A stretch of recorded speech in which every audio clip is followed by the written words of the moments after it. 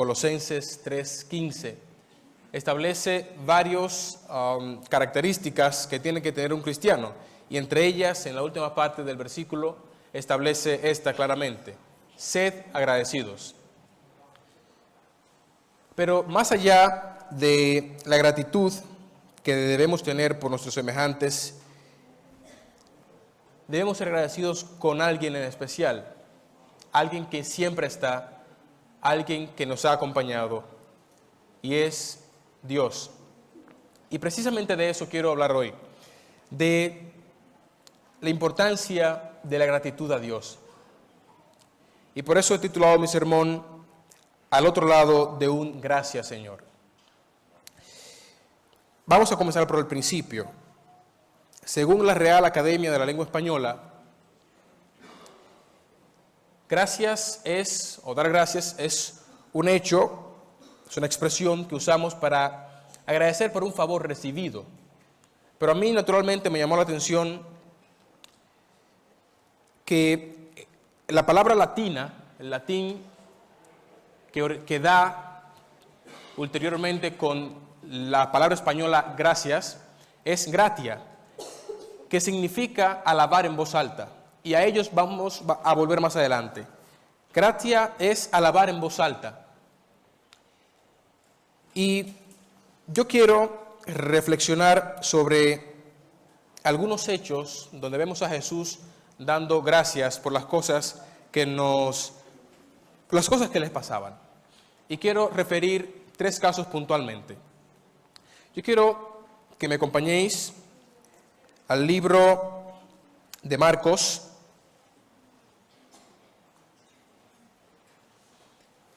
en el capítulo 8, el versículo 6, allí encontramos la alimentación de los 4,000. Y la Biblia dice: entonces mandó a la multitud que se recostase en la tierra, y habiendo dado gracias, tomando 7 panes, los partió y dio a sus discípulos para que los pusiesen delante, y los pusieron delante de la multitud. Hay otro texto que quiero leer, y es la alimentación de los 5,000. Este se encuentra en Juan 6:11. Entonces Jesús tomó los panes y, habiendo dado gracias, los partió y los repartió a los que estaban recostados, y lo mismo hizo con los pescados, dándoles todo a los que querían. Juan, comentando este hecho, en el versículo 22, se refiere a él diciendo: al día siguiente, la multitud que había quedado al otro lado del mar se dio cuenta de que allí no había más que una barca, y que Jesús no había entrado en ella con sus discípulos, sino que sus discípulos se habían ido solos. Entonces dice: vinieron otras barcas de Tiberias cerca del lugar donde habían comido el pan después de que el Señor había dado gracias. Y a mí me llama la atención lo que Juan usa para destacar el hecho o el milagro ocurrido el día anterior. Juan pudo haber dicho: vinieron otras barcas de Tiberias cerca del lugar donde habían comido el pan después de que Jesús repartió a los 12, o después de que Jesús multiplicó los panes. Jesús aquí, o Juan aquí, está dando la importancia capital al hecho de que Jesús dio gracias. Pudo haber dicho claramente: bueno, ese momento cuando Jesús alimentó a los 5,000 hombres y sus familias. O pudo haber dicho: ayer, cuando Jesús tomó la comida del niño y dio con esa comida alimento a todos. Pero lo más importante para Juan, y lo que él destaca del hecho, lo que él usa como referencia del hecho, es que Jesús había dado gracias. Finalmente quiero leer Juan 11, 38 al 44. Dice el versículo 38: Jesús, profundamente conmovido otra vez, vino al sepulcro. Era una cueva y tenía una piedra puesta encima. Dijo Jesús: quitad la piedra. Marta, la hermana del que había muerto, le dijo: Señor, hiede ya, porque es de 4 días. Jesús le dijo: ¿No te he dicho que si crees, verás qué cosa? ¿La gloria de Dios? Entonces quitaron la piedra de donde había sido puesto el muerto, y Jesús, alzando los ojos, dijo: Padre, gracias te doy por haberme oído. Yo sabía que siempre me oyes, pero lo dije por causa de la multitud que está alrededor, para que crean que tú me has enviado. Y habiendo dicho esto, clamó a gran voz: Lázaro, ven fuera. Y el que había muerto salió, atadas las manos y los pies con vendas y el rostro envuelto en un sudario. Jesús les dijo: desatadle y dejadle ir. En los tres elementos, en los tres textos que vamos a leer, hay algo interesante. ¿Os habéis fijado el momento en que Jesús da gracias? ¿Es antes o después del hecho milagroso? A ver, ¿antes o después del hecho milagroso? En los panes, ¿Jesús da gracias a Dios antes de repartir los panes y que ocurriera el milagro, o después de repartir los panes? Cuando Jesús se para frente al sepulcro, vemos que Jesús no dice: Señor, cuando sale Lázaro, Señor, gracias porque sabía que me ibas a oír. No, Él dice: Señor, gracias porque me has oído antes de que salga Lázaro. Vemos un patrón en Jesús. Yo quiero decir, como Juan 3:15, ejemplo os he dado. ¿Cuándo agradecer? ¿Por qué agradecer? Este es un tema delicado porque muchas veces somos incapaces de agradecer a Dios por las cosas que nos ocurren. Posiblemente estemos aquí frente a un elemento interesante de la teología.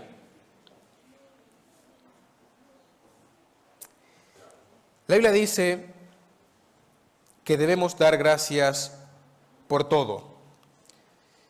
Pero ¿será por todo lo bueno o también incluye las cosas malas?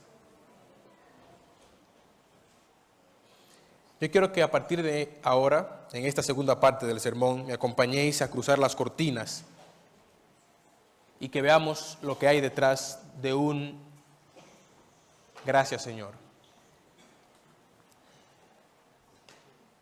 Durante este trimestre hemos estudiado la historia de Job. Y Job nos sorprende, entre otras cosas, por un hecho puntual. Aquella famosa frase que todos conocemos: Dios dio, Dios quitó, bendito sea el nombre de... Nos sorprende este hecho. ¿Cómo es posible que Job diga esto? Y si nos damos cuenta dónde lo dice, Job 1:21, es justo después de finalizar los informes de tragedia que venían dándose, uno tras otro. De hecho, dice la Biblia que no se iba uno cuando ya llegaba el otro. Y después de eso, cuando Job se ve sin nada de un momento a otro, él dice: Jehová Dios, Jehová quitó, bendito sea el nombre de Jehová. Sabemos que no fue Dios quien quitó, pero lo sabemos nosotros ahora. Muy fácil, ¿no? Tenemos ventaja. Job en ese momento no sabía lo que estaba ocurriendo, no entendía lo que estaba ocurriendo, ni sabía por qué estaba ocurriendo. Pero él tenía la certeza de que tenía un Dios protector, un Dios de amor infinito que estaba al control de la situación, aunque no lo pareciera. ¿Se acuerdan que dijimos que el origen de la palabra gracias en latín es gratia, que significa alabar en voz alta? O sea, que Job está dando las gracias a Dios después de toda esta tragedia. ¿Cómo podemos entender esto?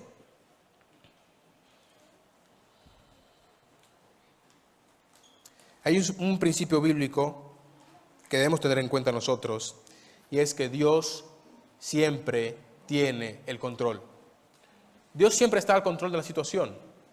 No importa lo convulsa que parezca, no importa que podamos catalogarla de tragedia, Dios está al control. Yo quiero preguntarnos, todos, no tienen que levantar la mano, pero ¿creemos realmente de que Dios está al control de nuestra vida? ¿Creemos que Dios dirige realmente nuestra vida? Si es así, os tengo buenas noticias. Dios obra a través de todo para el bien de aquellos que le aman. No importa lo que pase, hermanos, no importa lo que pase, Dios está al control para bendecirnos.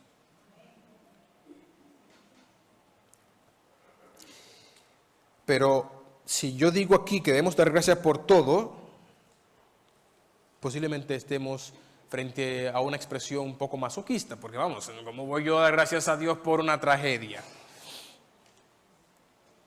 ¿Saber que la expresión que se usa en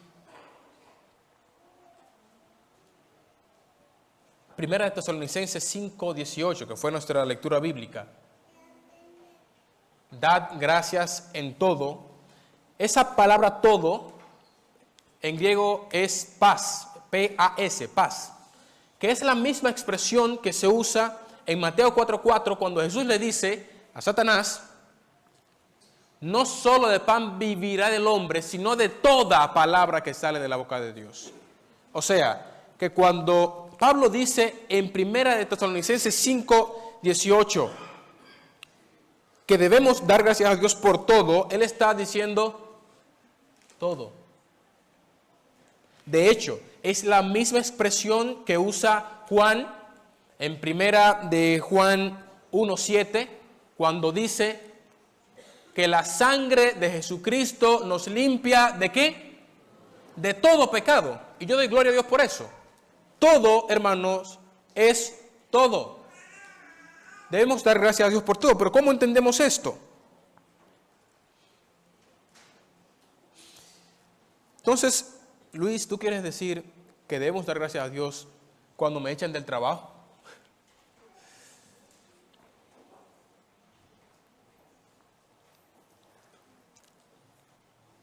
No, hermanos, no quiero decir eso. Porque no debemos agradecer la tragedia, si así lo consideramos. De hecho, cuando en Romanos 8:28 Pablo dice que para los que aman a Dios todas las cosas ayudan a bien, no dice que lo que nos ocurre sea lo que lleva al bien, sino la intervención de Dios es lo que lleva a que lo malo se convierta en bueno. No sé si me voy a entender. No es el hecho per se, no es el hecho en sí mismo.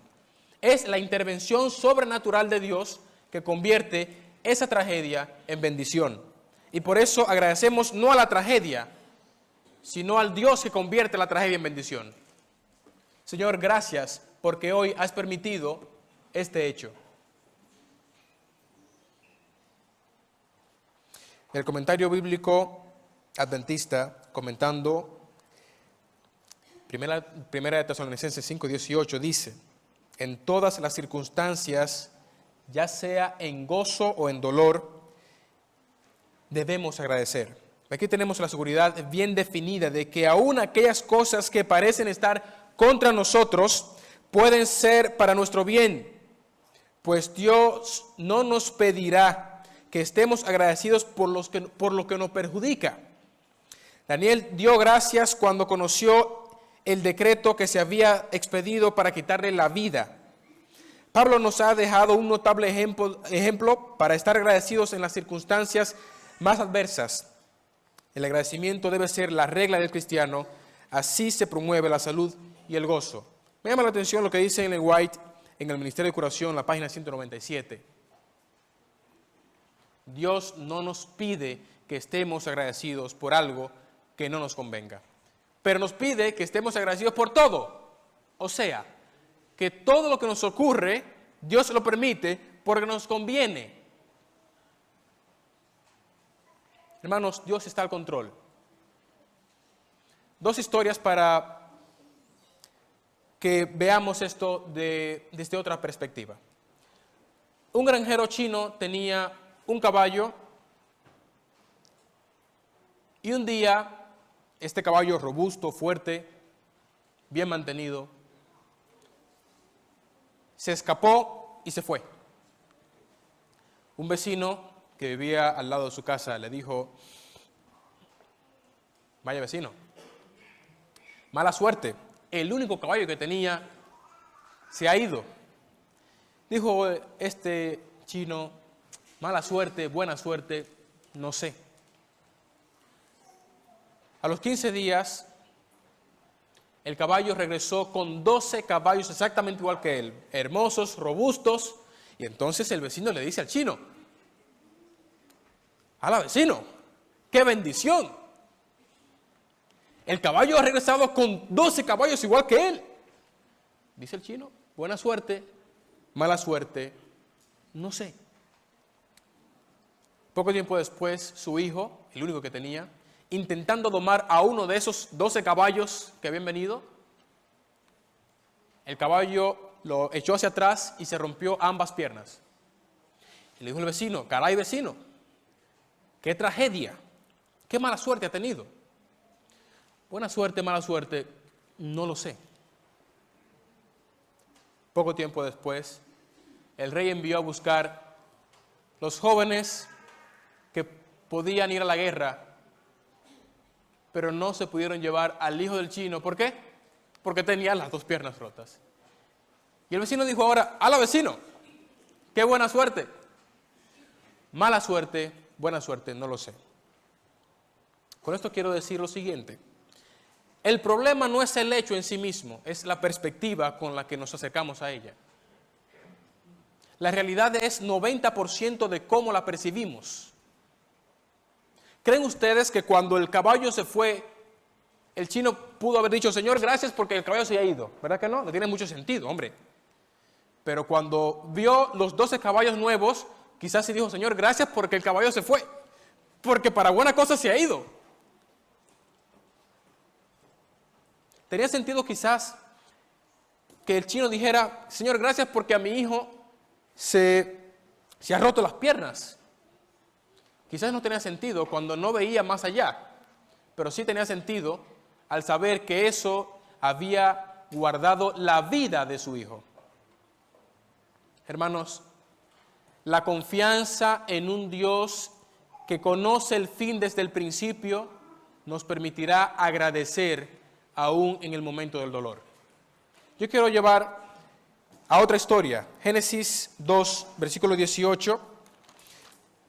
20, Génesis 2:20. Leyendo esta historia me he encontrado con algo interesante. En Génesis 2:20 vemos a Adán que se da cuenta de un hecho asombroso.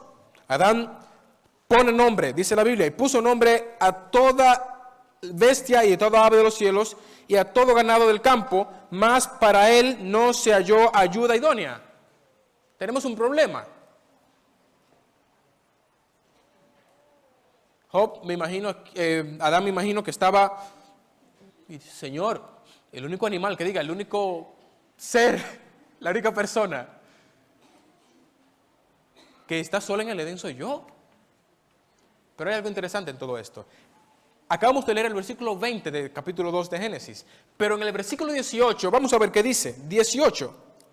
Y dijo Jehová Dios: no es bueno que el hombre esté solo, le haré ayuda idónea para él. O sea, Dios se había dado cuenta antes que Adán de que había un problema y ya había hecho provisión para resolverlo, ¿sí o no? O sea, tiene sentido ahora que nosotros agradezcamos a Dios por la solución del problema que no ha llegado. Dios tiene la solución del problema que aún no conocemos, hermanos. Y por eso debemos agradecer. Tiempo antes de que Adán se diera cuenta, ya Dios se había dado cuenta y había pensado en cómo solucionar ese problema. Señor, tengo un problema. Ah, sí, ya lo sabía. Estamos en eso, estamos en camino, hijo. Dios está al control.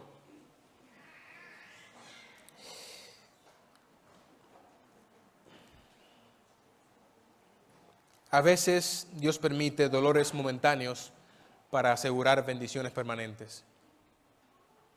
O si no, Vamos a preguntarle a José, que en Génesis 50:20 dice: vosotros pensasteis mal contra mí, mas Dios lo encaminó a bien para hacer lo que hoy vemos, para mantener en vida a mucho pueblo. Yo sé que no fue fácil, y Ellen White claramente lo dice, para Jacob, para José pasar y ver las colinas donde estaban las tiendas de su padre. Pero ¿estaba Dios al control de la situación, sí o no? Dios permitió ese dolor momentáneo. Y aquí me acuerdo de lo que dice Pablo. Estas tribulaciones, estas leves tribulaciones, y agrega otro adjetivo, momentáneo. Estas leves tribulaciones momentáneas nos llevarán a otro nivel de gloria.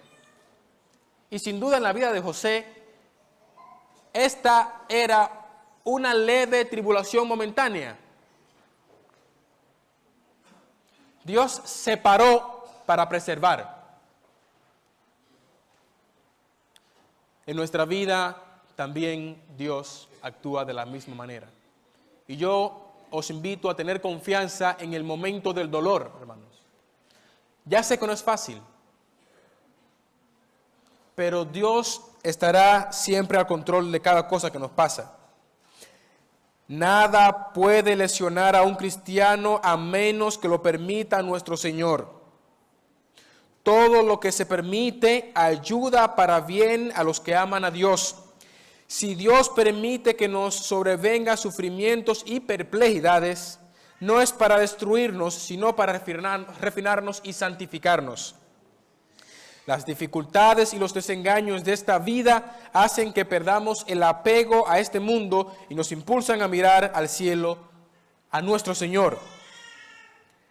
Nos enseñan la verdad en cuanto a nuestra condición frágil y perecedera y hacen que dependamos de Dios para recibir apoyo y salvación.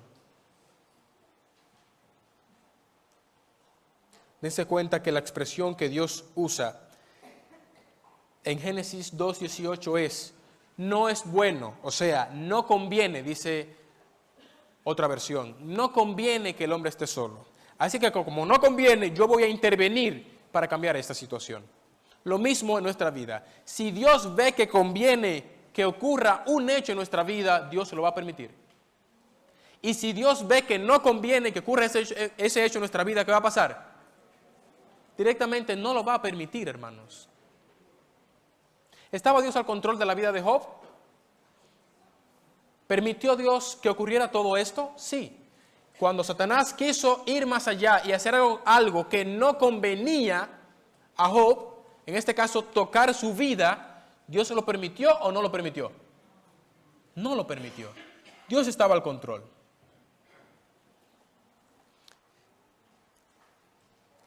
Porque mis pensamientos no son vuestros pensamientos, ni mis caminos vuestros caminos, dijo Jehová.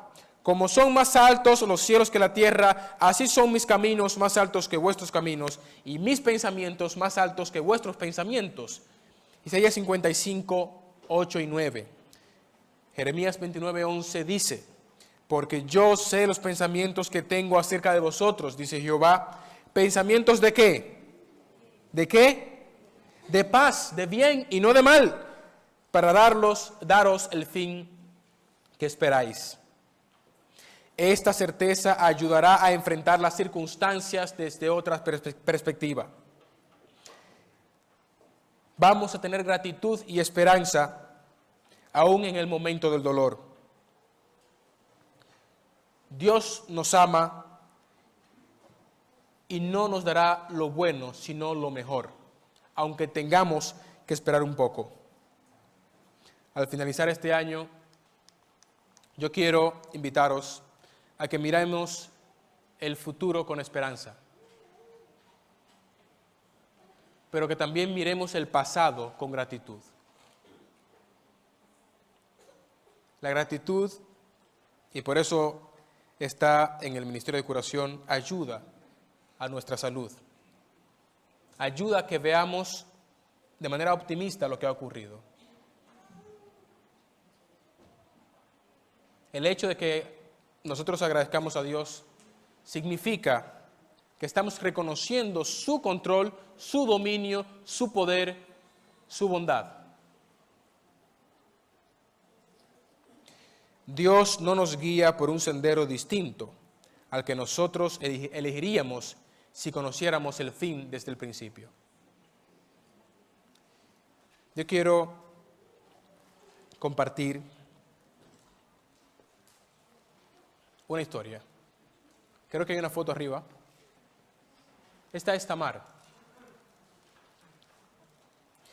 Tamar la conocí una vez que me invitaron a predicar en la iglesia juvenil de Santo Domingo, en el 2011. Vine a España y manteníamos el contacto.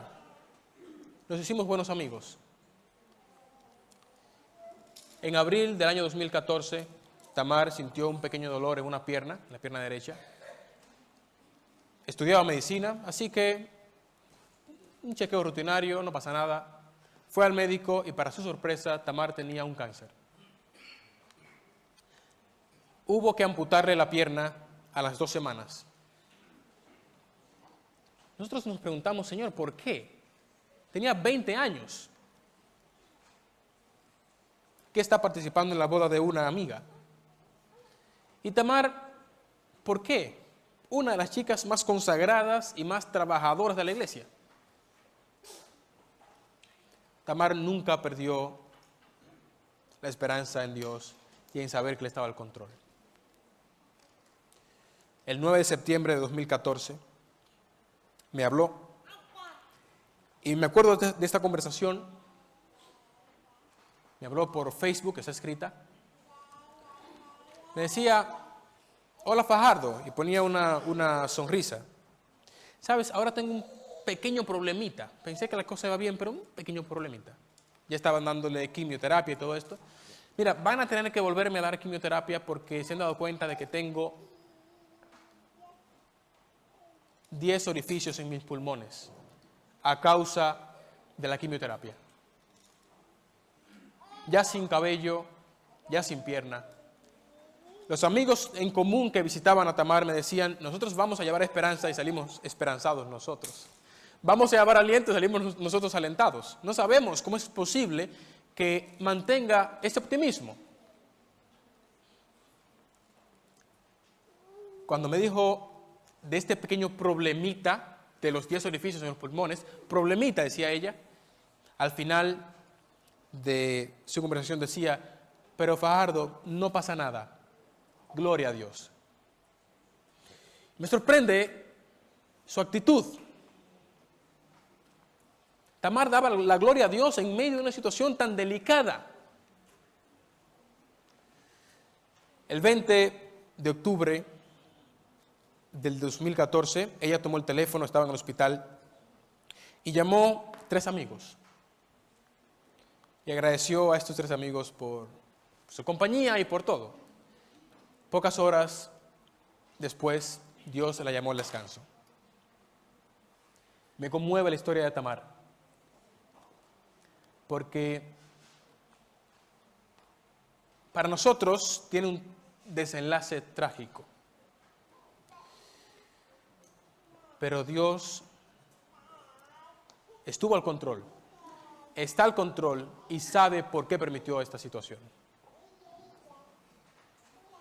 Para mí, Tamar es un ejemplo de que en medio de la peor adversidad, en medio de la peor circunstancia, nosotros podemos, como dice Pablo, sacar fuerzas de la debilidad y decir, gracias Señor porque estás al control. Gracias Señor porque sé que me amas. Gracias Señor por tu poder, porque lo has probado en mí.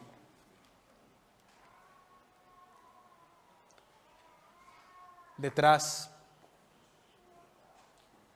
de un simple gracias Señor, habrá un cristiano convencido de que Dios es omnipotente, de que Dios es completamente bondad y que está dirigiendo su vida detrás de un gracias Señor, habrá un cristiano agradecido de un Dios que es el corazón de amor infinito. Dios les bendiga.